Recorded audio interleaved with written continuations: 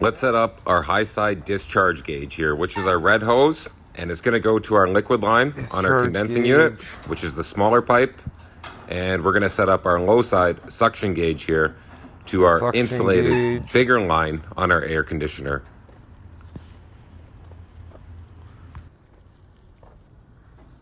We're going to set up our level checker here from our recovery machine to our tank, and it has these little notches actually. So if you ever struggle to put them in, they're designed to go into the tank. So there we go. We're gonna thread this guy on. And these should only ever be filled to 80% max capacity for expansion during hot weather. All right, so we're gonna set our manifold gauge up to our suction side of our recovery machine because we're drawing through the system into the tank, and the discharge hose will go into our liquid side here. So we're gonna crack this cylinder.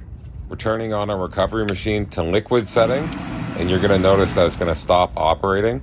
What we need to do next is open up our manifold gauges on both sides, so liquid and suction. That will release the system pressure into the recovery machine.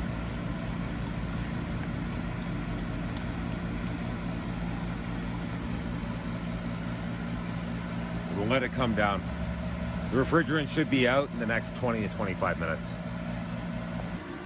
So our gauges now are down at 0 psi, which would indicate that the recovery is complete. You're going to shut off both high side and low side, so liquid and suction valves on your manifold gauges, turn them completely off.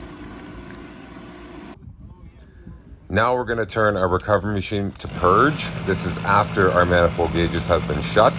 This is going to purge the remaining refrigerant inside the recovery machine to our cylinder.